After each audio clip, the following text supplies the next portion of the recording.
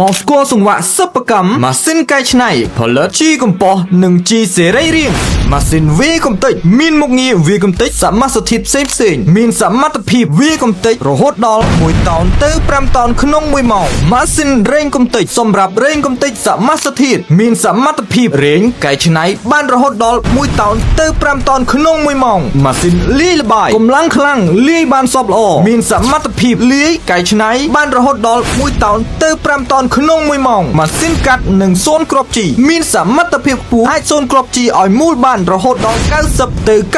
95%ម៉ាស៊ីនលុញគ្រាប់ជីលុញលឿនបានច្រើនបង្កើនសោភ័ណភាពគ្រាប់ជីម៉ាស៊ីនរែងកម្ទេចមានសមត្ថភាពរែងយកគ្រាប់ជីគ្រប់ខ្នាតគ្រប់ទម្រង់តាមតម្រូវចិត្តអតិថិជនឡសម្ងួតចំហាយខ្យល់ក្តៅធ្វើឲ្យគ្រាប់ជីស្ងួតល្អឆាប់រហ័សនិងចំណេញពេលវេលាឡសម្ងួតចំហាយខ្យល់ត្រជាក់ធ្វើឲ្យគ្រាប់ជីត្រជាក់យ៉ាងឆាប់រហ័សនិងងាយស្រួលសម្រាប់ការវេចខ្ចប់ម៉ាស៊ីនទាញយកបញ្ជូនពន្លឿនការវេចខ្ចប់និងកាត់បន្ថយកម្លាំងពលកម្មទាំងអស់នេះមាននៅ